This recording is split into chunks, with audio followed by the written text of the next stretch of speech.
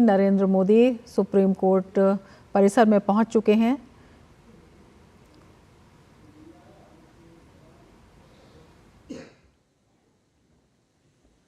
Namaskar. A very good evening to all of you. On behalf of Honorable the Chief Justice of India and Honorable Judges of the Supreme Court, I extend a very warm welcome to all the distinguished invitees and dignitaries who are here in attendance today.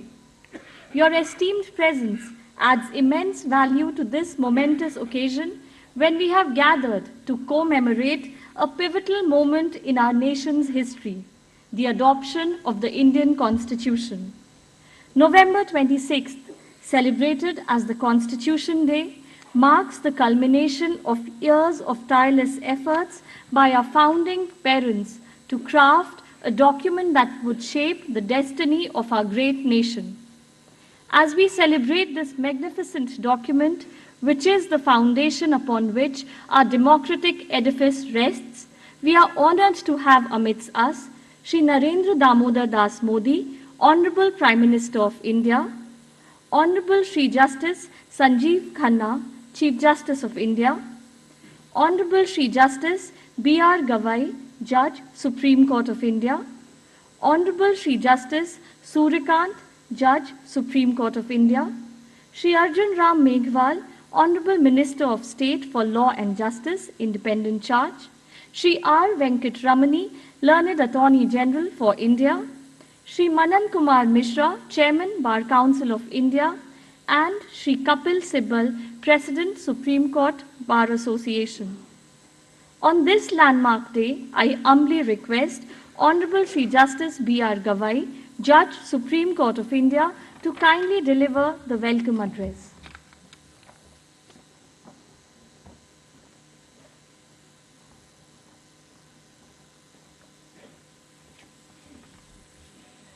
Honorable Prime Minister of India, Shri Narendra Modi ji, Honorable Chief Justice of India, Justice Sanjeev Khanna, my esteemed colleagues at the Supreme Court, Justice Suryakant, my other distinguished sisters and judges of the Supreme Court of India, Minister of State for Law and Justice, Shri Arjun Ram Meghwal ji, Attorney General for India, Shri R. Venkat Ramani, Solicitor General of India, Shri Tushar Mehta, and the law officers, the Honorable former Chief Justice and the judges of the Supreme Court of India, the Chief Justice and judges of the various High Courts who are present here and who are also joined virtually, the Chairman of the Bar Council of India, Shri Manan Kumar Mishra, President of the Supreme Court Bar Association, Shri Kapil Sibal, members of the Bar and the Registry, dear guests and members of the audience. A good evening to everyone. It is my privilege to extend a warm welcome to all of you on this momentous occasion. Today, we gather to celebrate a historic milestone, 75 years since the adoption of our Constitution. The adoption of the Constitution was a tectonic shift in the history of India, which redefined the nation's identity and aspirations. It not only affirmed India's sovereignty, but also laid the foundation for a new social order for its people. The framing of the Constitution was, however, not an easy task. It was a process that went through years of discussions, deliberations, and negotiations. If one reads the Constituent Assembly debates, it would be evident that every member had distinct views on various constitutional provisions. But despite their differing perspectives on several issues, the framers of our Constitution stood united in their singular vision to give the people of India their own Constitution that would empower them, safeguard their rights, and guarantee their freedoms. This monumental effort was not merely about drafting a legal framework, but about laying the cornerstone of a nation built on the principles of justice, equality, liberty, and fraternity. Over the past 75 years, we have witnessed remarkable progress since that historic moment when the Constitution was adopted. Our democratic institutions have continuously evolved, striving to strengthen the constitutional protections and rights enshrined within this foundational document. Through their actions, our institutions including the judiciary, have worked to translate the lofty constitutional ideals into tangible realities for the people of India. The people of India have also shown respect and sense of ownership towards the Constitution. Across generations, the Constitution has represented the aspirations and unity of our diverse nation.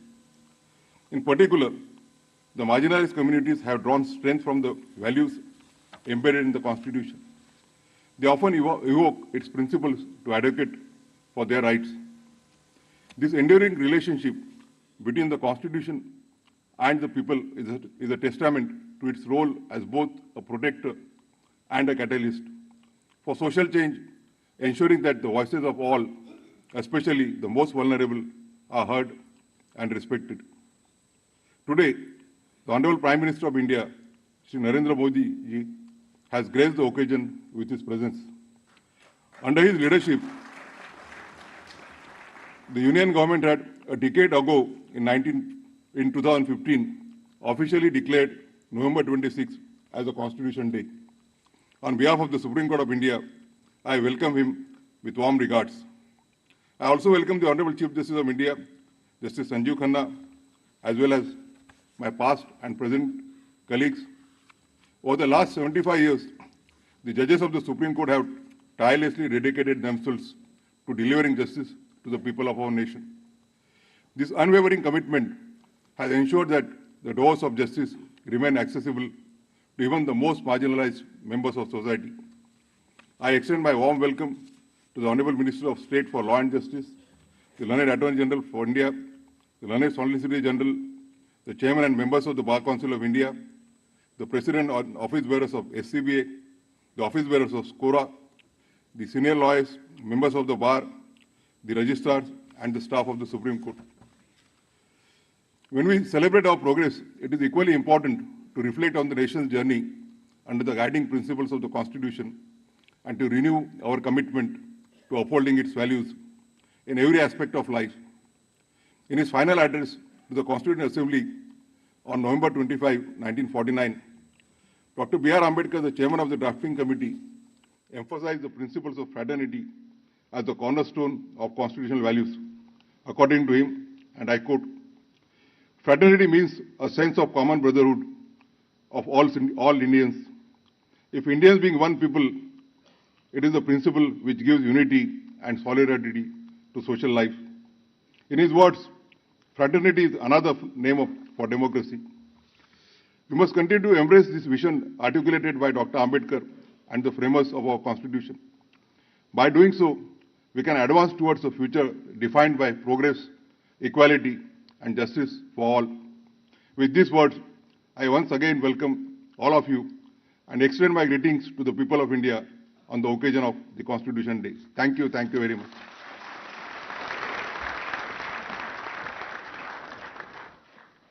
Thank you so much, sir, for such an enlightening address where you have so lucidly highlighted the transformative potential of the Indian Constitution.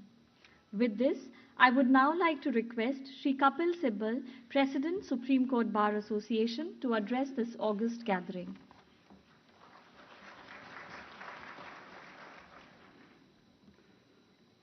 Prime Minister of India, Shri Narendra Modi ji, Chief Justice of India, Shri Sanjeev Khanna, Justice B.R. Gawai, Justice Suryakant,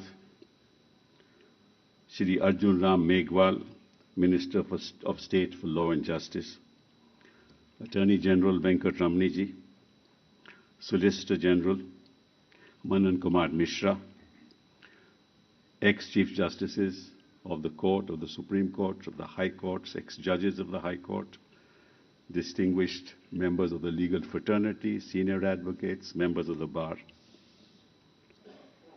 We come here today to commemorate and renew our commitment to the vision of our founding fathers and mothers who bequeathed us this republic by which we govern ourselves as free people. As we contemplate the intellectual accomplishments of our constitution makers, we must also remember the audacity of their vision. The greatness of our constitution framers lay in the fact that they dared to think for themselves, dream of a world they wanted, and through sheer force of will, bent the arc of history to bring that world into existence. We stand here as that realized dream of our constitutional visionaries and of the millions of freedom fighters who gave birth to this country. Farmers, factory workers, laborers, women, weavers, writers, all who put their bodies, their families, their very lives on the line in the hope that one day we, citizens of a free, pluralistic and democratic India, could come to be a republic. Central to any republic is not the state apparatus, but the public. It is this public that constitutes our nation, and it is the public that has entrusted to various wings of government the political obligation to perform certain duties that serve their needs. The expression public is without reference to caste, class, religion, tribe, place of birth, gender, sexual identity or disabilities, a concept that is built into the architecture of our republic, which is the Equality Code, comprising Articles 14, 15, 16 of our Constitution, guaranteeing equality and non-discrimination in all respects to all persons and for an individual's participation in public life on that basis. The principle of the rule of law also reflects the centrality of the public, for it mandates a system of governance and administration of justice where all persons are equal before the law and are equally governed by the law. In other words, a political system where power lies in the hands of the people, who are all equal bearers of sovereignty collectively bestowed upon government as an agent of the people. Thus, any law or state action that actively discriminates or gives untrammeled power to government goes against the very notion of a republic. At various moments in the 75 years of our Constitution, governments have forgotten the centrality of its obligations to the public, leading to situations where law is used for personal and political agendas. This is a deviation from the rule of law, which is the leitmotif of any responsible government. Constitutional courts play the very important role of reminding government of the centrality of the public in our republic. Courts are the ones who need to interpret the law to ensure that it is not disproportionate, that it has checks and balances to prevent government excesses, that it is non-discriminatory, and that it does not impinge upon the liberty of the very people whose sovereign power it draws authority from. The bench and the bar both play a very important part in this process. It is the commitment of those who comprise the bench and the bar to our constitutional promises that ensures that the rule of law prevails. Since the birth of our republic, this court has on many occasions fulfilled its constitutional role admirably by standing firmly against arbitrary and excessive government action through judgments that are truly seminal in every sense of the word. This court has been a model for constitutional courts around the world in its innovation and its boldness, which is evident in the basic structure doctrine, embracing substantive equality, in recognizing the right to privacy, in the realization of socio-economic rights through public interest litigation, just to name a few. In any nation, there are bound to be aberrations, where even courts deviate from the centrality of the public. And while we celebrate the past, we must ensure that all arms of government, including courts, remain vigilant to their duty to the Constitution. Ultimately, we are here to serve the public, and the work we do in this institution is not for ourselves, but is in trust for future generations, so that each of them may also be born into and grow up as equal citizens in a democratic nation. It is with this commitment that we all must move forward. Every decade brings its new challenges. The law must match with the aspirations of the people, weaving the wisdom of the past with a strong awareness of changing social contexts to craft principled and imaginative answers to hard questions. For as Dr.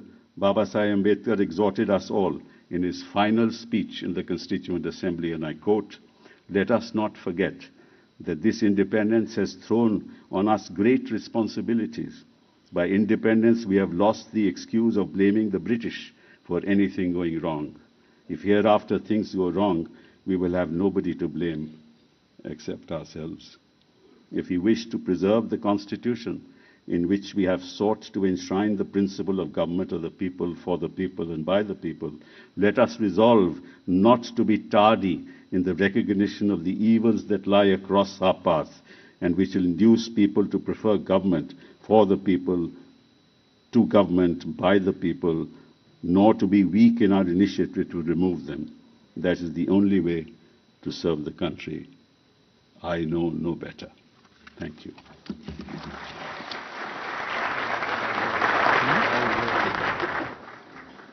Thank you so much, sir, for this thought-provoking address. May I now request Shri Manan Kumar Mishra, Chairman Bar Council of India, to address this august assembly.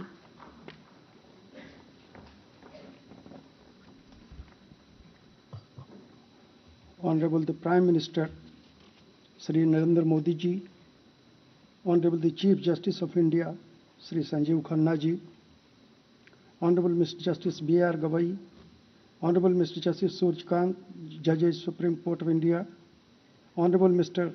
Arjun Ram Meghwal ji, the Minister for Law and Justice, the Attorney General for India, the Solicitor General of India, Mr. Kapil Sibal, President SCBA, Honorable Judges of the Supreme Court, the High Courts, ladies, gentlemen, and the media people.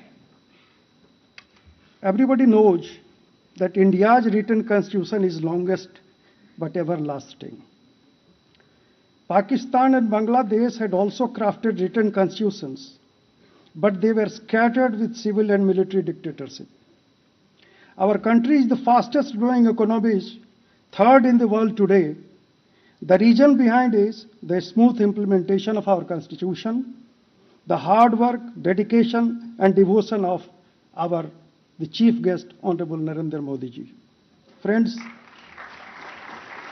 in March 1940, before the British left our country, the Muslim League passed a resolution in Lahore demanding that Muslim-dominated areas should be separated.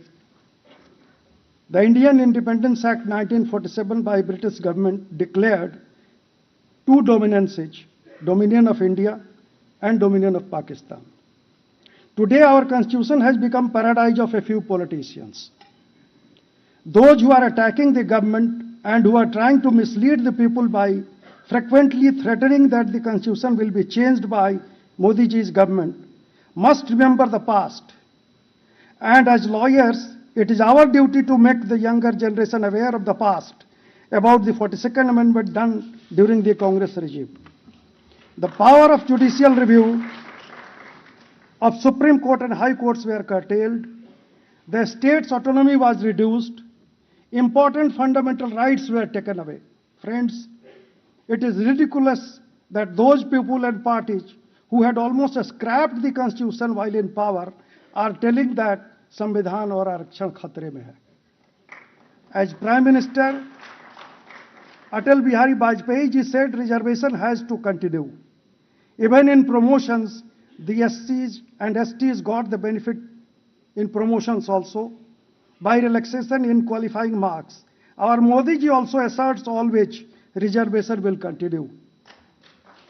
Thanks to the people of the country, people of Haryana and Maharashtra, that they understood the reality and reposed their faith in Modi ji. The right to education was made a fundamental right under Article 21A during the regime of Atal Bihari Vajpayee ji in the year 2002. Long back, Dr. B.R. Ambedkar ji had the idea of making the constitution a constructive and live document.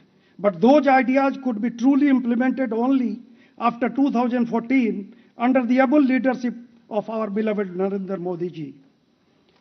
Citizenship Amendment Act, Jammu and Kashmir Reorganization Act, abolition of Article 370, laws prohibiting triple talaq, 10% reservation for economically weaker sections, reservation for women in legislature, all have emanated from the concept of fundamental rights under Part 3 of our Constitution.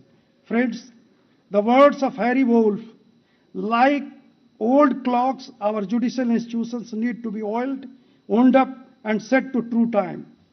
The frequent and flagrant misuse of some of the provisions of Part 3 of our constitution is very shameful and dangerous.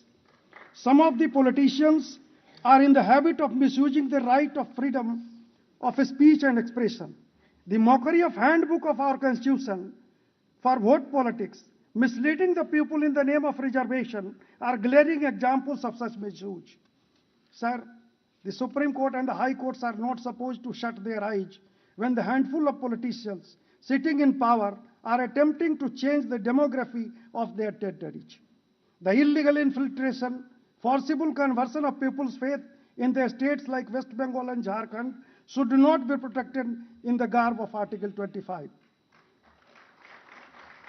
Conversion of people in tribal areas and eroded inhabitants is happening daily, and the persons sitting in power in those states are encouraging such malpractices just for vote politics. Sir, judiciary will have to take suo motu cognizance of such unfortunate events. केंद्र सरकार और हमारे मोदी जी प्रयास कर रहे हैं, लेकिन इसमें सुप्रीम कोर्ट के सक्रिय सहयोग की आवश्यकता होगी. Our constitution has made the Supreme Court and the High Courts very strong, and judiciary is not supposed to get scared of any politics. If the Supreme Court keeps silence, the future of the nation would be at stake, and the sinister game to divide our country may succeed. So, our judiciary will have to work in tandem with Modi ji and the central government. Sir, the proposed amendments in Waqf Board are fully in tune with constitutional provisions of right to equality. We stand with the government on this issue also. I, as the chairman of Bar Council of India, strongly stand for the independence of judiciary. लेकिन जनाब, मैं ये नहीं कहता कि आप सरकार के मुताबिक फैसले करें. आप जनता के लिए, जनता के हित में फैसले करें. जनता ने यदि अपना विश्वास माननीय मोदी जी, माननीय अमित शाह जी में व्यक्त किया है, तो इनकी आवाज, इनके द्वारा तय की गई नीतियां जनता के द्वारा तय की मानी जाएंगी. तो नीतिगत मामलों में केंद्र सरकार का साथ देकर यदि अन्याय को रोका जाए, तभी जनता के साथ न्याय होगा. Thank you and thanks to our Supreme Court, जिसने 370 हटाने के फैसले को बरकरार रखा. संविधान में बाबा साहब ने आपको बहुत ताकत दी है, जिससे आप देश की और जनता की सुरक्षा बखूबी कर सकते हैं. जय हिंद, जय भारत, नमस्कार.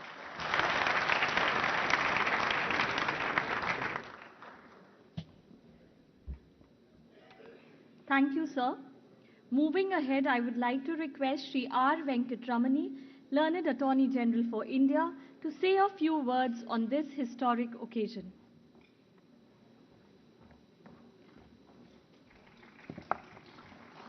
Respected Prime Minister Sri Narendra Modi ji, Honorable the Chief Justice of India, Honorable Judges Ms. Gawai and Justice Suryakant, respected Arjun Ram Meghwal, Minister for Law and Justice, my dear friends Kapil Sibal, Tushar Mehta, Solicitor General, and all the dignitaries assembled here, former Chief Justices and Judges of the Supreme Court. It's my duty to welcome all of you on behalf of the legal fraternity of India, a fraternity of sisters and brothers whose common allegiance and common call is to the Constitution of India, and more importantly, its endurance.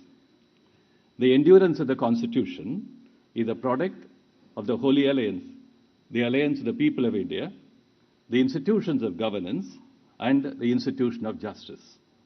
The call of the legal profession is to serve this Holy Alliance. While the profession engages in the service every day consciously and with full dedication or otherwise, the Constitution Day is a day for stock-taking and for engagement on future roadmaps, not as a ritual, not as a ceremony, but with the very act of assembling, we certify the solemnity of the day. I visualize those serious days of engagement with members of the Constituent Assembly, driven by perseveration of the highest order, and we must thank all of them for giving us a precious document to be protected, preserved, nurtured, and transmitted to the future generations with all the strength and resilience we should bestow upon it during our lifetimes.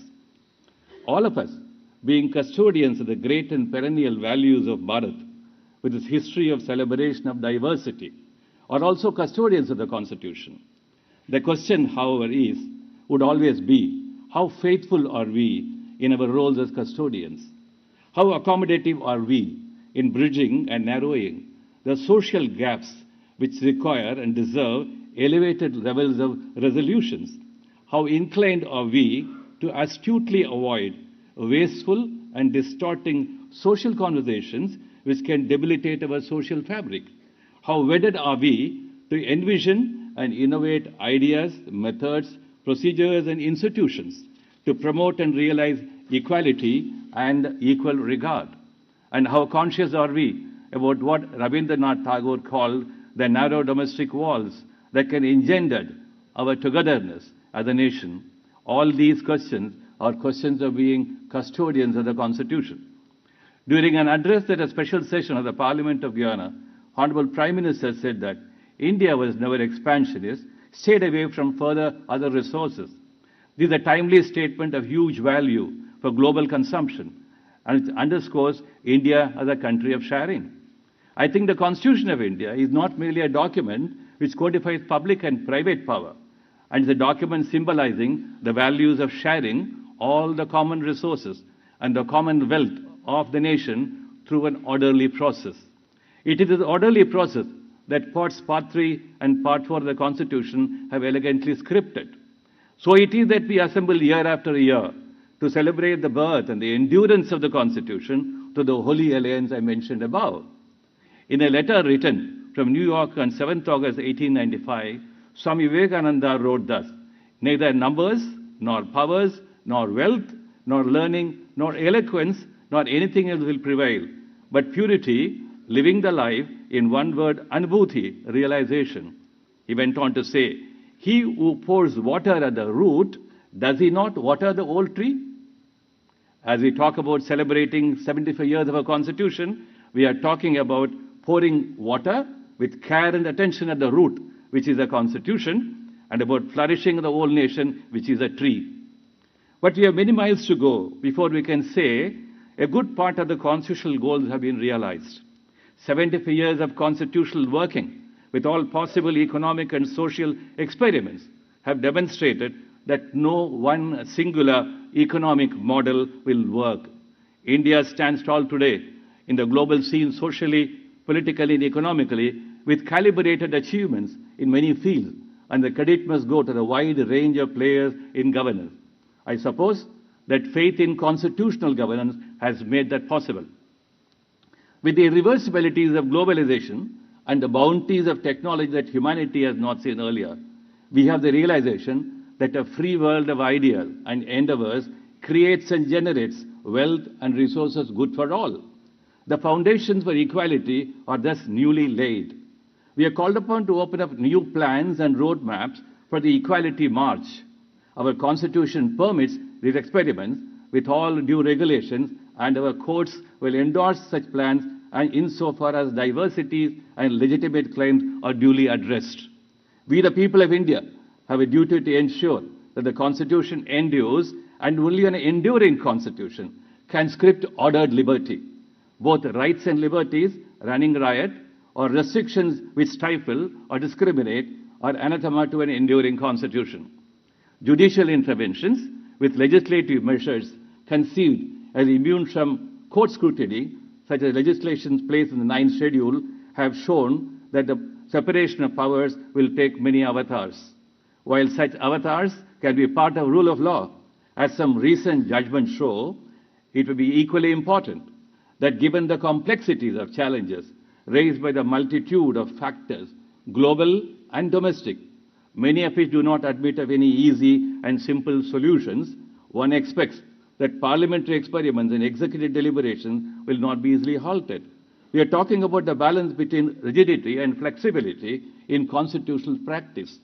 A conversation attributed to Gautam Buddha with his disciple Swana reads like this: When were you a householder? Were you skilled at playing the lute? Yes, Lord. When the strings of the lute were too taut, was it tuneful and fit for playing? Certainly not, Lord. And when they were slack, was the lute tuneful and fit for playing? No, Lord. But when the strings were neither too taut nor too slack, but were keyed to an even pitch, was your lute tuneful and fit for playing? Yes, Lord. Even so, Sona, is the Dharma that I propose. I suppose on this day that you are talking about the Dharma of keeping the Constitution neither too taut nor too slack, but tuneful and fit for working. Our criminal justice system is awaiting considerable changes in addition to the 3 well-meaning legislation that have been enacted. There is a lot more to be done in order that the justice needs of the poor and the deprived are met adequately and without delay. The criminal justice system must generate the comfort level which alone can be an index of a fair and just society. Our prison houses will then become places of real correction, as the justice system would have done better. Maybe it's time that we seriously think about a national criminal justice administration institution which can produce the kind of results we are talking about.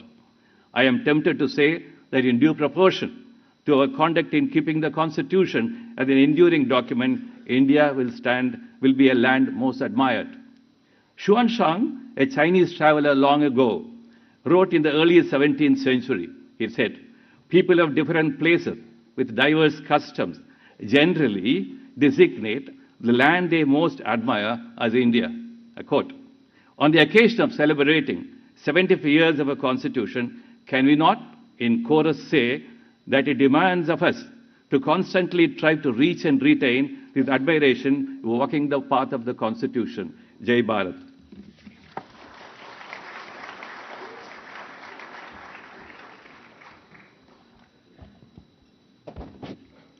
Thank you so much, sir, for reminding us through your address that our Constitution is not just a document, but a living, breathing entity that has shaped our nation's history and which will continue to do so for the times to come. May I now request Shri Arjun Ram Meghwalji, Honorable Minister of State for Law and Justice, to kindly address this august gathering.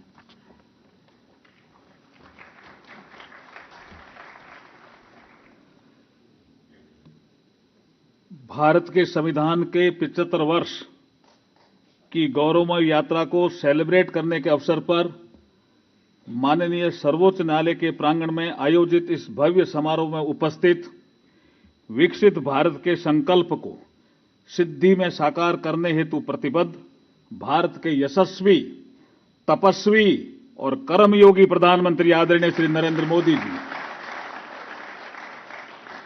देश के सर्वोच्च न्यायालय के visionary एवं dynamic मुख्य न्यायाधीश न्यायमूर्ति श्री संजीव खन्ना जी, सर्वोच्च न्यायालय के न्यायाधीश माननीय न्यायमूर्ति श्री भूषण रामकृष्ण गवई जी, सर्वोच्च न्यायालय के न्यायाधीश माननीय न्यायमूर्ति Shri Suryakant ji, Shri R Venkataramani ji, attorney general of India Manan Kumar Mishra ji, chairman bar council of India, Shri Kapil Sibal ji, president supreme court bar association, Shri Tushar Mehta ji, solicitor general of India, तथा उपस्थित माननीय सर्वोच्च न्यायालय व उच्च न्यायालयों के अन्य सभी माननीय न्यायाधीशगण, वरिष्ठ अधिवक्तागण, मीडिया बंधु तथा वर्चुअल रूप से जुड़े हुए सभी श्रोतागण, संविधान दिवस की आप सभी को बहुत बहुत बधाई और शुभकामनाएं।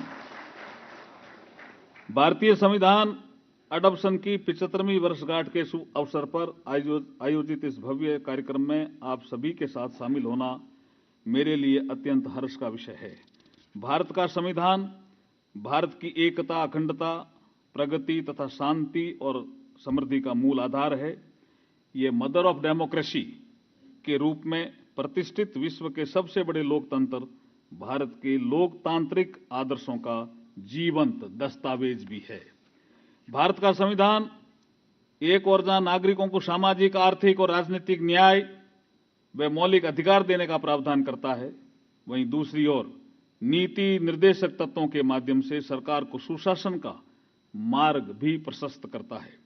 संविधान एक ओर जहां नागरिकों को मौलिक अधिकार प्रदान करता है, वहीं दूसरी ओर नागरिकों का कर्तव्य बोध भी करवाता है और केंद्र और राज्यों के मध्य आपसी समन्वय व नीतिगत विषयों का क्लियर विभाजन भी करता है।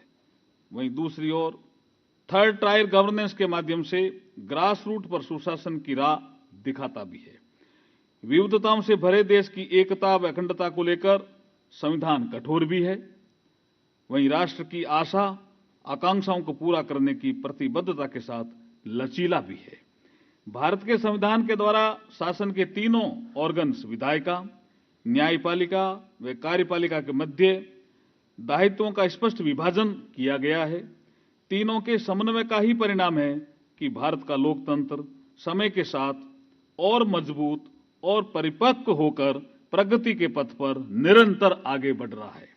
संविधान के कस्टोडियन माननीय सुप्रीम कोर्ट परिसर में आयोजित इस समारोह में मैं उल्लेख करना चाहूंगा कि संविधान सभा में प्रोविंशियल लेजिस्लेटिव असेंबलीज से इलेक्ट 292 सदस्यों, रियासतों के प्रतिनिधि के रूप में 93 सदस्यों व चीफ कमिश्नर प्रोविंस के प्रतिनिधियों के रूप में 4 सदस्यों ने अपना अमूल्य योगदान दिया था। इस अवसर पर मैं इन सभी सदस्यों, बाबा साहब डॉक्टर भीमराव अंबेडकर सहित ड्राफ्टिंग कमेटी के अन्य सदस्यों, विशेषकर मातृशक्ति का प्रतिनिधित्व करने वाली 15 महिला सदस्यों को श्रद्धापूर्वक नमन करता हूं और राष्ट्र निर्माण के महान कार्य में जुटे सभी सदस्यों की दूरदर्शिता को ध्यान में रखकर बेहतर भविष्य की प्रेरणा लेते हुए चिंतन, मनन, मंथन करने का आह्वान करता हूं। सार रूप में कहा जाए तो भारत का ये पवित्र दस्तावेज हमारे लिए गाइडिंग लाइट है। ये भारत की हजारों वर्षों की अखंड परंपरा को समाहित किए सांस्कृतिक मूल्यों के अंतर्निहित कलेक्टिव विजडम की आधुनिक अभिव्यक्ति भी है। संविधान निर्माता डॉक्टर बाबा साहब अंबेडकर ने संविधान सभा में कहा था, the constitution is not a mere lawyers document, it is a vehicle of the life and its spirit is always the spirit of age. आज के 75 वर्ष पूर्व कॉन्स्टिट्यूशन अडॉप्शन की पूर्व संध्या अर्थात 25 नवंबर 1949 को डॉक्टर अंबेडकर जी ने हमें सावधान किया था कि 26 जनवरी 1950 को हम एक ऐसी विरोधाभास से भरी अवस्था में प्रवेश करने जा रहे हैं जहां one man one vote one value के सिद्धांत पर राजनीतिक समानता हमें प्राप्त हो जाएगी, पॉलिटिकल इक्वलिटी, लेकिन सामाजिक और आर्थिक क्षेत्र में समानता के लिए निरंतर प्रयास करने होंगे। संवैधानिक मूल्यों के सच्चे संवाहक के रूप में प्रधानमंत्री श्री नरेंद्र मोदी जी के नेतृत्व में गरीब, किसान, महिला व युवाओं को केंद्र में रखकर जन कल्याणकारी योजनाओं के इफेक्टिव इंप्लीमेंटेशन से आर्थिक सामाजिक समानता के लक्ष्यों को प्राप्त कर रहे हैं। इसी का नतीजा है कि 2013-14 से 2022-23 के बीच में 25 करोड़ से अधिक लोग गरीबी से बाहर निकले हैं। ये हमारा बहुत बड़ा अचीवमेंट है प्रधानमंत्री जी के नेतृत्व में। माननीय प्रधानमंत्री जी ने 2047 तक भारत को विकसित भारत बनाने का जो लक्ष्य रखा है उसे सबका साथ, सबका विकास, सबका विश्वास, सबका प्रयास के माध्यम से हम अवश्य प्राप्त करेंगे। संविधान की 75वीं सालगिरह के अवसर पर भारत सरकार ने हमारा संविधान हमारा स्वाभिमान अभियान के रूप में वर्ष भर चलने वाले ऐतिहासिक समारोह की घोषणा की है। इसी क्रम में विधि एवं न्याय मंत्रालय द्वारा 24 जनवरी 2024 को भारत के उपराष्ट्रपति जी श्री जगदीप जी धनखड़ जी के द्वारा के कर कमलों से हमारा संविधान हमारा सम्मान कार्यक्रम की भी शुरुआत की थी। एक प्रोग्राम में बीकानेर में हमारे डॉक्टर DY चंद्रचूड़ साहब जो ex chief justice of India है उन्होंने भी शिरकत की थी। प्रयागराज और गुवाहाटी में भी क्षेत्रीय कार्यक्रम आयोजित किए जा चुके हैं। अंत में मैं 4 पंक्तियों के माध्यम से भारतीय संविधान और भारतीय लोकतंत्र का नमन करना चाहता हूं। संविधान है भारत की शान, संविधान है भारत की शान, हर नागरिक का गर्वित गान, न्याय, स्वतंत्रता, समता और भाईचारे का है दीप, विविधता में एकता का है अनमोल नीप। संविधान है हर धर्म, जाति, भाषा का मान और संविधान ही सबके सपनों का है सम्मान। लोकतंत्र का है जो सुंदर श्रृंगार, संविधान ही है विकसित भारत का आधार। जय हिंद, जय Bharat.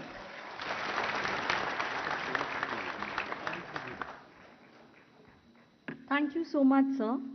Your words echoed the sentiments of Dr. B.R. Ambedkar, the father of our Indian Constitution, who played a pivotal role in shaping our nation. With this, may I now request Honorable the Chief Justice of India, Justice Sanjeev Khanna, to please share his thoughts with us on this special occasion.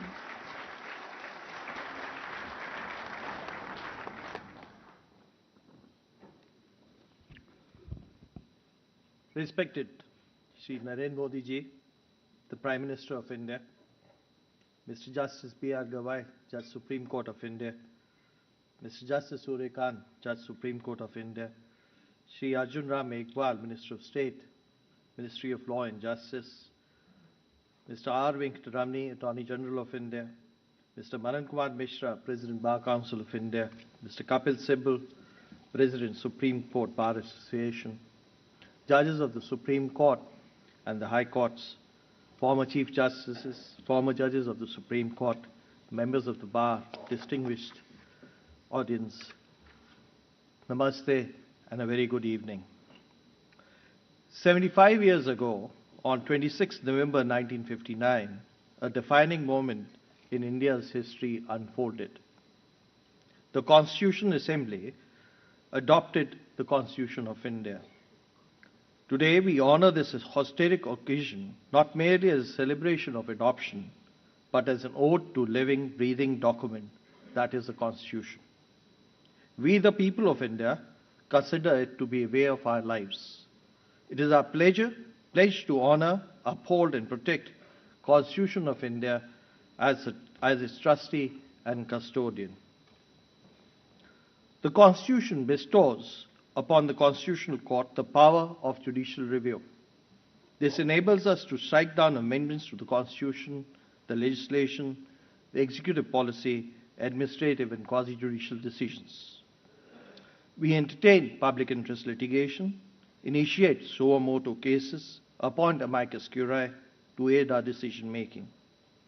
The district courts, the first point of contact for most citizens, adjudicate disputes and in this manner enforce fundamental rights and other rights available in law. Sorry. The role of a judge is often likened to walking on a razor's edge. Each case we hear requires balancing competing rights and obligations with fairness, empathy, and precision. Every judgment we render is a zero-sum game. It inevitably creates winners and losers, inviting celebration from some and criticism from others. This is dual. This is the duality which invites scrutiny into the functioning of the courts. For some, the constitutional courts in India are among the most powerful in the world. For others, we are straying from our constitutional duties, sometimes by falling to challenge the status quo or in resisting the transient popular mandate of the electorate. As judges, perspectives and critique matter because our foremost duty is towards the public, and secondly, being open and transparent is the biggest strength of the judiciary. As adjudicators, we eschew any sense of being beyond reproach. In being responsive to constructive feedback, our courts become more efficient, citizens and public-centric, and accountable. By opening ourselves to scrutiny, we can identify systematic inefficiencies and bottlenecks and work towards eliminating them. However, sometimes critics question, how can an unelected judiciary justify its significant power in a democracy? But imagine a world where judges campaign for roles, solicit views, decisions from public, and make promises for future judgments. The Constitution, by design, insulates the judiciary from the ebbs and flows of the electoral process. This ensures that its decisions are unbiased, without any fiction or ill will, free from external pressures, and guided solely by the Constitution and the laws. At the same time, each branch of the government is not a satellite independent or in an independent orbit, but rather a related actor which works in a degree of separateness. There is interdependence, autonomy, as well as reciprocity. Each branch must honor its constitutionally assigned distinct role while nurturing interinstitutional equilibrium.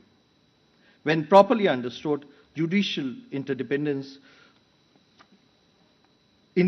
serves not as a high wall, but as a bridge catalyzing the nurturing of the Constitution, fundamental rights, and the governance framework.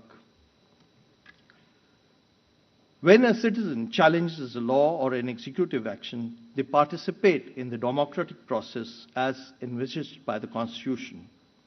The judiciary becomes an arena where ideas of our republic are continuously tested, refined, affirmed, or molded. I would like to highlight certain areas of concern which are today engulfing the judiciary. These are areas and backlog of cases, delays, cost of litigation, excess and lack of ease of access to justice, large number of under-trial prisoners, and phenomenon what I term is want of truth or truth deficit. I will not like to highlight each one of them, but focus on 2-3.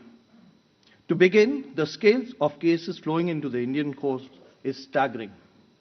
This year alone, our judicial system received over 2.8 thousand crore cases in the district courts, and about 16.6 lakh cases in the High Court, and around 54,000 cases in the Supreme Court. Therefore, it is not surprising that there are more than 4.54 crore cases pending in the district courts and 61 lakh cases pending in the high courts. These numbers reflect the challenge, and yet they represent deep trust citizens place on our courts as ultimate arbiters of justice. Our district courts have shown remarkable improvement in efficiency, particularly in civil matters. The case clearance rate, a key metric of judicial productivity, has risen steadily from 98.29% in 2022 to impressive 101.74% in 2024. Last year alone, our district courts resolved over 20 lakh criminal cases and more than 8 lakh civil cases. The Supreme Court, too, has enhanced its performance, with our case clearance rate climbing from 95% to 97%. These improvements, while encouraging, remind us that our journey towards efficient justice system is ongoing and a lot of steps have still to be taken. We must also thank the Government of India, which had approved Rs 7,200 crores for Phase 3 of the E-Court project, ensuring that the judiciary is equipped to perform its core functions.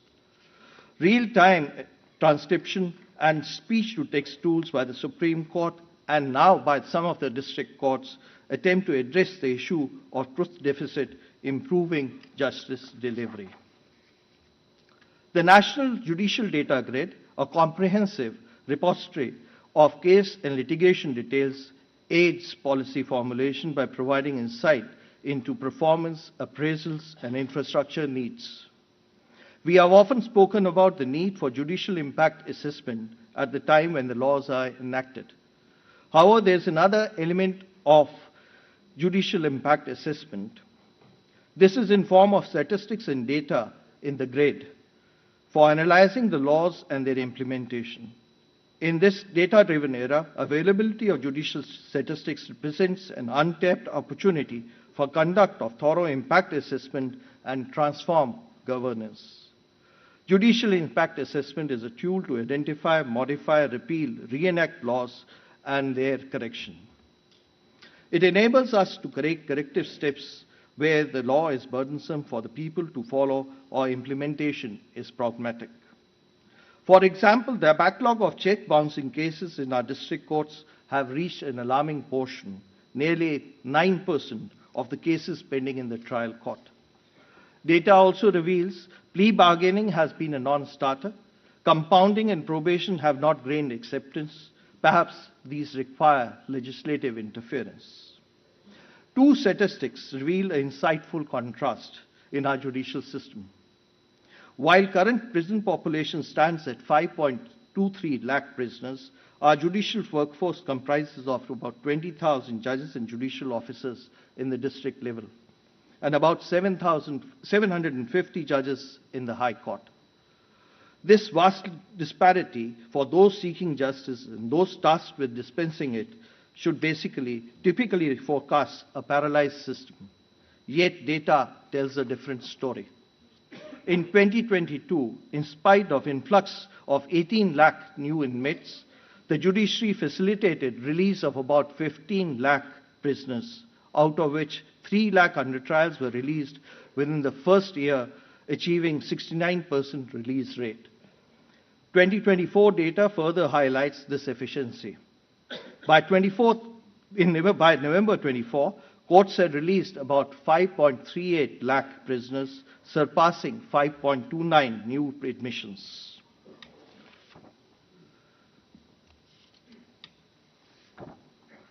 Albert Einstein had once said, "We cannot solve our problems with the same thinking we used when we created them.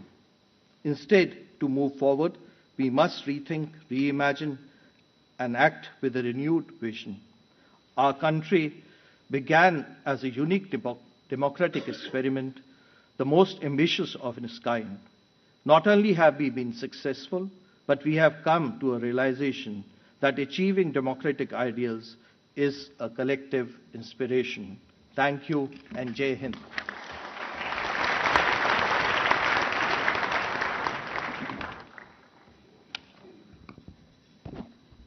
Thank you so much, sir, for this beautiful address. We realize that as we celebrate and cherish this sacred document, we must also commit ourselves to preserving its sanctity and upholding its principles. The Annual Report of the Indian Judiciary 2023-24 is a comprehensive report prepared by the Supreme Court of India. It offers valuable insights into the working of the Indian judicial system, highlighting its achievements, challenges, and the future course of action. I now request the Honorable Prime Minister of India to kindly release this report virtually.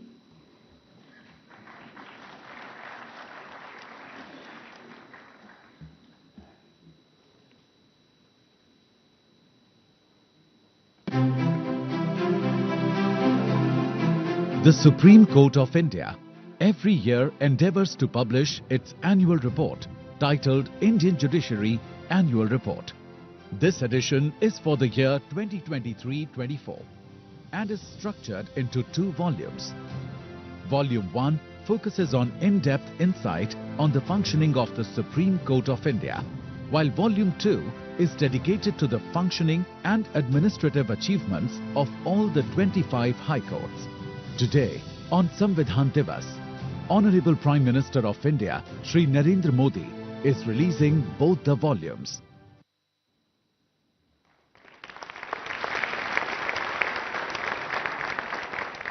Thank you, sir. On this special occasion, may I now request Honorable the Chief Justice of India, Justice Sanjeev Khanna, to present a painting made by a prisoner lodged in the Tihar jail, who is also an accomplished artist, to the Honorable Prime Minister of India.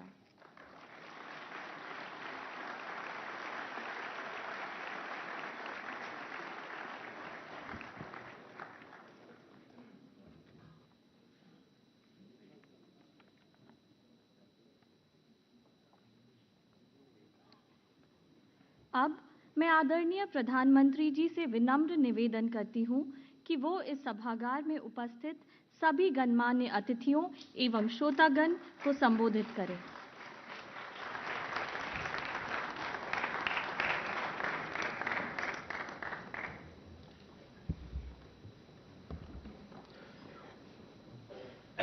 Bharat के मुख्य न्यायाधीश justice Sanjeev Khanna ji, justice B.R. गवाई जी, justice Suryakant जी, केंद्रीय मंत्रिमंडल के मेरे साथी श्रीमान अर्जुन राम मेघवाल जी, अटॉर्नी जनरल श्री वेंकट रमणी जी, बार काउंसिल के अध्यक्ष Manan Kumar Mishra ji, supreme court bar association के अध्यक्ष श्री कपिल सिब्बल जी, सुप्रीम कोर्ट के न्यायमूर्तिगण, पूर्व मुख्य न्यायाधीशगण, उपस्थित अन्य महानुभाव, देवी और सज्जनों, आपको सभी देशवासियों को संविधान दिवस की बहुत बहुत शुभकामनाएं। भारत के संविधान का ये 75वां साल पूरे देश के लिए एक असीम गौरव का विषय है।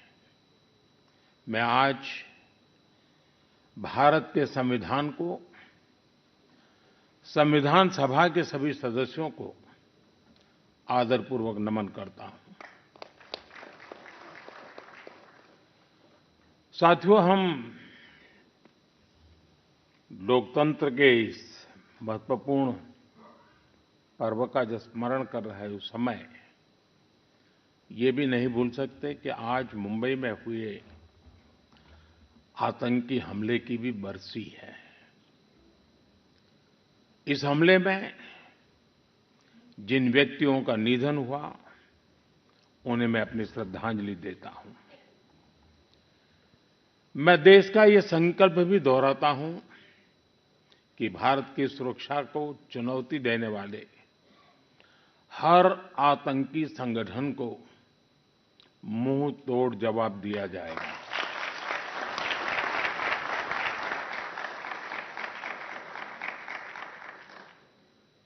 साथियों, संविधान सभा की लंबी बहस के दौरान भारत के गणतांत्रिक भविष्य पर गंभीर चर्चाएं हुई थी। आप सभी उस डिबेट से भलीभांति परिचित हैं और तब बाबा साहब आम्बेडकर ने कहा था, constitution is not a mere lawyer's document. Its spirit is always the spirit of age. जिस स्पिरिट की बात बाबा साहब कहते थे वो बहुत ही अहम है। देश काल परिस्थिति के हिसाब से उचित निर्णय लेकर हम संविधान की समय समय पर व्याख्या कर सकें, ये प्रावधान हमारे संविधान निर्माताओं ने हमें दिया है। हमारे संविधान निर्माता ये जानते थे कि भारत की आकांक्षाएं, भारत के सपने समय के साथ नई ऊंचाई पर पहुंचेंगे। वो जानते थे कि आजाद भारत की और भारत के नागरिकों की जरूरतें बदलेगी, चुनौतियां बदलेगी। इसलिए उन्होंने हमारे संविधान को महज कानून की एक किताब बनाकर नहीं छोड़ा, बल्कि इसको एक जीवंत, निरंतर प्रवाहमान धारा बनाया। साथियों, हमारा संविधान हमारे वर्तमान और हमारे भविष्य का मार्गदर्शक है। बीते 75 वर्षों में देश के सामने जो भी चुनौतियां आई हैं, हमारे संविधान ने हर उस चुनौती का समाधान करने के लिए उचित मार्ग दिखाया है। इसी कालखंड में आपातकाल जैसा समय भी आया और हमारे संविधान ने लोकतंत्र के सामने आई इस चुनौती का भी सामना किया। हमारा संविधान देश की हर जरूरत, हर अपेक्षा पर खरा उतरा है। संविधान से मिली इस शक्ति की वजह से ही आज जम्मू कश्मीर में भी बाबा साहब का संविधान पूरी तरह लागू हुआ है। आज वहां पहली बार संविधान दिवस मनाया गया है। साथियों, आज भारत परिवर्तन के इतने बड़े दौर से गुजर रहा है। ऐसे अहम समय में भारत का संविधान ही हमें रास्ता दिखा रहा है, हमारे लिए गाइडिंग लाइट बना हुआ है। साथियों, भारत के भविष्य का मार्ग अब बड़े सपनों, बड़े संकल्पों की सिद्धि का है। आज हर देशवासी का एक ही ध्येय है, विकसित भारत का निर्माण। विकसित भारत का मतलब है जहां देश के हर नागरिक को एक क्वालिटी ऑफ लाइफ मिल सके, डिग्निटी ऑफ लाइफ मिल सके। ये सामाजिक न्याय, सोशल जस्टिस का भी बहुत बड़ा माध्यम है और ये संविधान की भी भावना है। इसलिए बीते वर्षों में देश में लोगों के बीच आर्थिक और सामाजिक समानता लाने के लिए कई कदम उठाए गए हैं। बीते 10 वर्षों में 53 करोड़ से ज्यादा ऐसे भारतीयों का बैंक खाता खुला है जो बैंक के दरवाजे तक नहीं पहुंच पाते थे। बीते 10 वर्षों में 4 करोड़ ऐसे भारतीयों को पक्का घर मिला है जो कई कई पीढ़ियों से बेघर थे। बीते 10 वर्षों में 10 करोड़ से ज्यादा ऐसी महिलाओं को मुफ्त गैस कनेक्शन मिला है जो बरसों से अपने घर में गैस पहुंचने का इंतजार कर रही थी। हमें आज के जीवन में बहुत आसान लगता है कि घर में नल खोला और पानी आ गया, लेकिन देश में आजादी के 75 साल बाद भी सिर्फ 3 करोड़ घर ही ऐसे थे जिनमें नल से जल आता था। करोड़ों लोग तब भी अपने घर में नल से जल का इंतजार कर रहे थे। मुझे संतोष है कि हमारी सरकार ने 5-6 साल में 12 करोड़ से ज्यादा घरों को नल से जल देकर नागरिकों का और विशेषकर महिलाओं का जीवन आसान बनाया है। संविधान की भावना को सशक्त किया है। साथियों, आप सभी जानते हैं कि हमारे संविधान की मूल प्रति में भी प्रभु श्री राम, माता सीता, हनुमान जी, भगवान बुद्ध, भगवान महावीर, गुरु गोविंद सिंह जी सभी के चित्र हैं।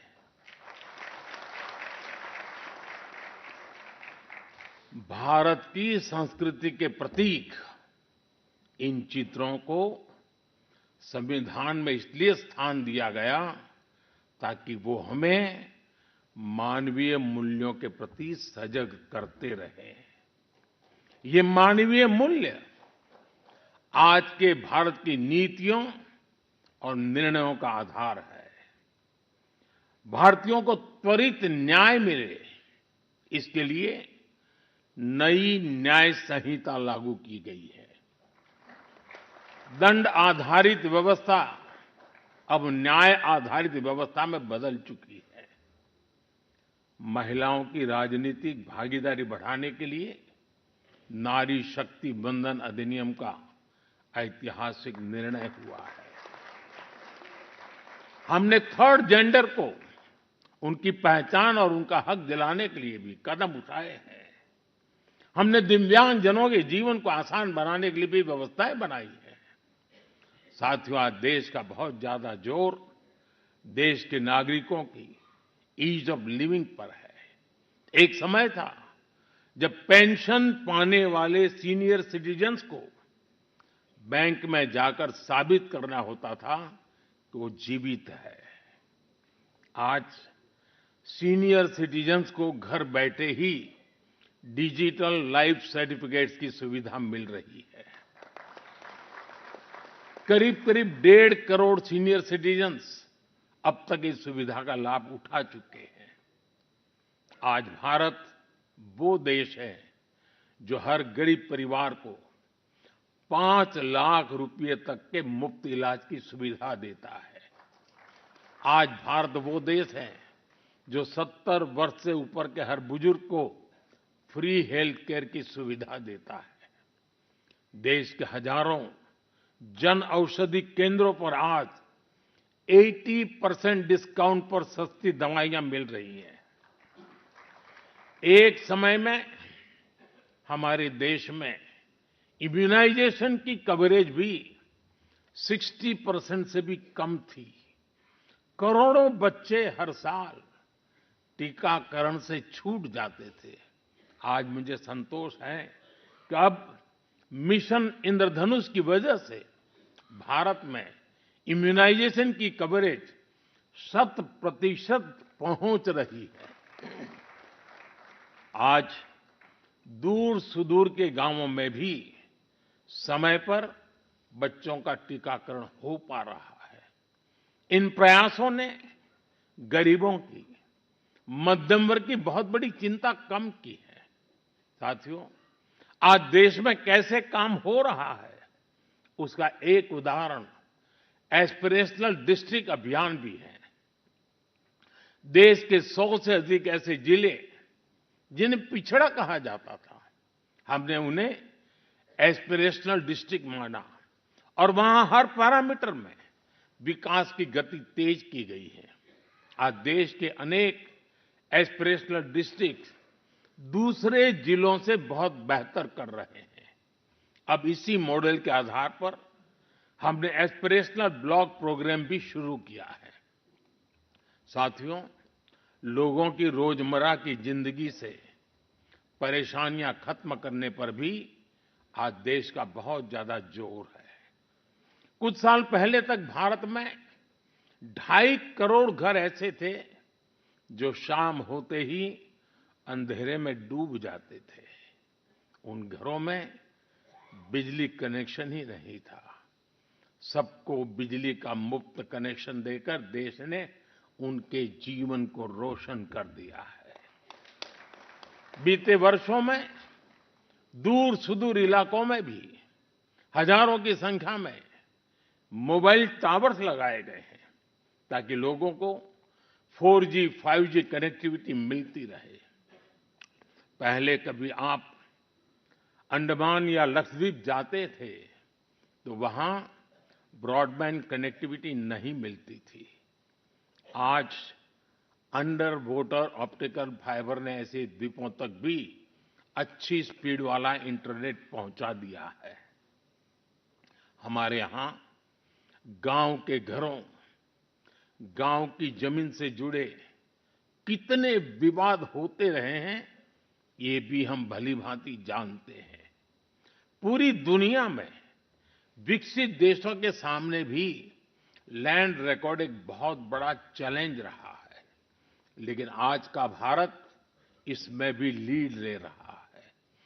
पीएम स्वामित्व योजना के तहत आज गांव के घरों की ड्रोन मैपिंग की जा रही है और लीगल डॉक्यूमेंट इश्यू किए जा रहे हैं। साथियों, देश के विकास के लिए आधुनिक इंफ्रास्ट्रक्चर का तेज निर्माण भी उतना ही जरूरी है।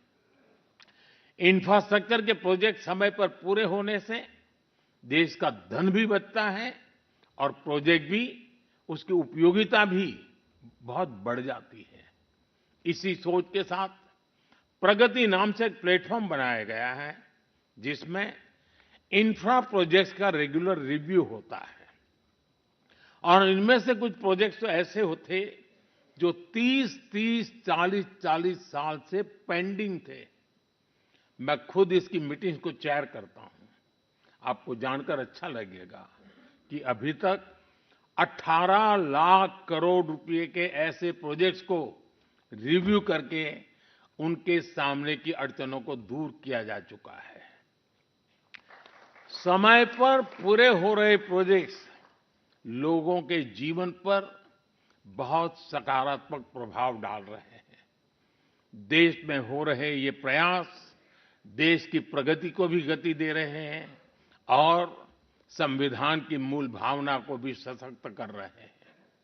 साथियों, मैं अपनी बात डॉक्टर राजेंद्र प्रसाद जी के शब्दों के साथ समाप्त करना चाहूंगा।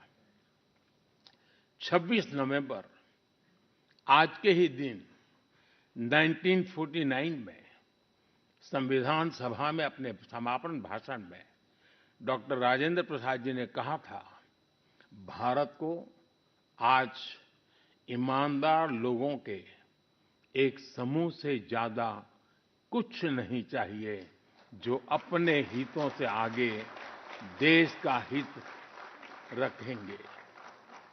नेशन फर्स्ट, राष्ट्र सर्वप्रथम की यही भावना भारत के संविधान को आने वाली कई कई सदियों तक जीवंत बनाए रखेगी। मैं संविधान ने मुझे जो काम दिया है, मैंने उसी मर्यादा में रहने का प्रयास किया है। मैंने कोई एंक्रोचमेंट की कोशिश नहीं की है, क्योंकि संविधान ने मुझे वो काम कहा, इसलिए मैंने अपनी मर्यादाओं को संभालते हुए अपनी बात को रखा है। यहाँ तो इशारा ही करना होता है, ज्यादा कुछ कहने की जरूरत नहीं होती है। बहुत बहुत धन्यवाद।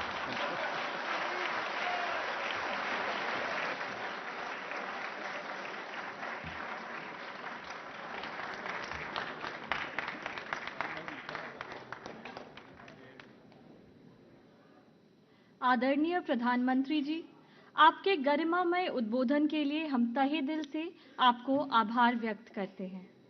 Finally, I request Honorable Shri Justice Suryakant, Judge, Supreme Court of India, to kindly propose the vote of thanks.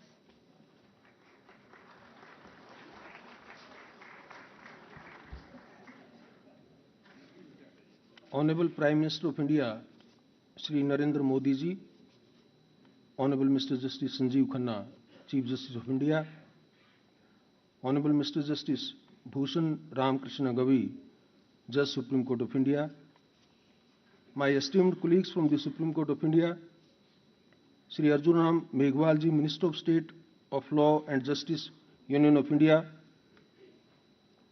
Honorable former Chief Justices of India and Honorable former Judges of the Supreme Court, Chief Justice and Judges of Delhi and other High Courts, Shri R. Venkat Ramani, Attorney General for India, Shri Manan Kumar Mishra, Chairman Bar Council of India, Shri Tushar Mehta, Solicitor General of India and other senior law officers of Union of India, Mr. Kapil Sibal, President Supreme Court Bar Association, senior advocates and other members of the Supreme Court Bar Association, Secretary General and other officers of the Supreme Court, members of the legal fraternity, friends from media, ladies and gentlemen, namaskar, good evening to all. As we come together today to commemorate 76th year of the Constitution of India in force, we are reminded of the insurmountable journey our nation has undertaken and the trials and tribulations we have overcome. At the same time, today is a day to reflect and remind ourselves that our quest for justice, equality and progress is an ongoing journey with much more to accomplish. This notion is aptly summed up by a thought-provoking quote by Nelson Mandela, who said, and I quote, "A constitution is the bridge from the divisions of the past to the hopes of the future." Today, India stands proud as a global leader and one of the world's strongest democracies, a covenant to the everlasting strength of our Constitution. This charismatic text, codifying the grand norm of our nation, serves as the ultimate equalizer, embracing every Indian with impartiality and safeguarding the rights of each one of us. Indeed, everything in our nation begins and ends with the Constitution, with every rudimentary activity and the freedoms we enjoy being either protected or conferred by the Constitution. To put it very simply, we are because the Constitution is. It is surely the most remarkable legacy bestowed upon us by the visionary drafters who crafted this unparalleled framework of rights and laws. It is to them that we owe our deepest gratitude. With this, I begin my thanksgiving to the numerous stakeholders who deserve our felicitations. I say numerous because the protection and preservation of the Constitution is a collective endeavor, one that thrives through the dedicated efforts of many, not just a select few. I must, at the outset, extend my heartfelt gratitude to the Honorable Prime Minister of India, Shri Narendra Modi ji, for gracing this celebration and illuminating us with his profound reflections on the fortitude of our Constitution. On behalf of the Supreme Court of India, I convey our earnest appreciation for the ever-continued support extended to Indian judiciary by the Honorable Prime Minister.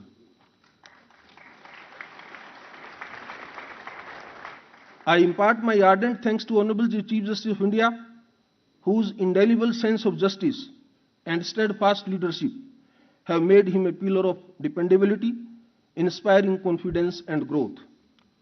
In the same spirit, I wish to acknowledge the inestimable contributions and tenacious dedication of all my esteemed brother and sister judges of the Supreme Court, as well as those serving across the high courts of our nation.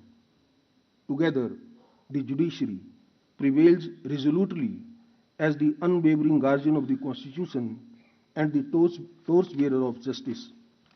I sincerely thank Shri Arjun Ram Meghwal ji for his consistent efforts to make justice more accessible and his active participation in countless joint initiatives which have been invaluable to our shared mission. I am thankful to the Honorable Chief Justice of India, former judges of the Supreme Court of India who are present here to grace this occasion.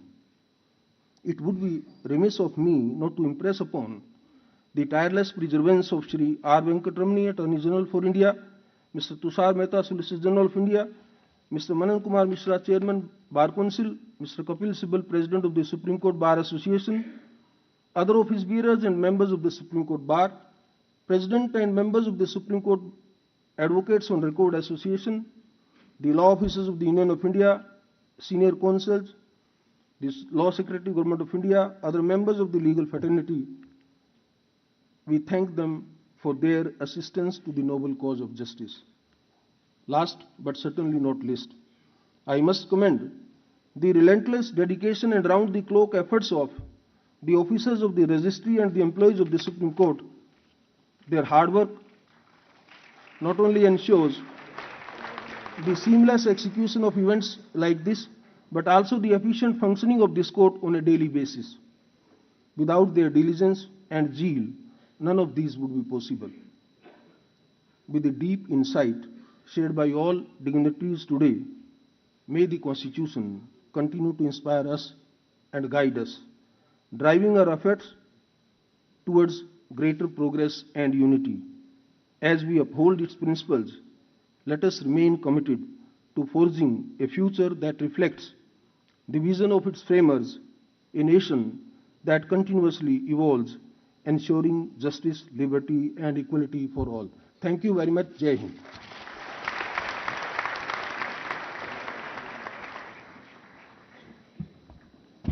Thank you so much, sir. With this, we come to the end of this program. I request the audience to kindly wait until the Honorable Prime Minister and other dignitaries leave the hall.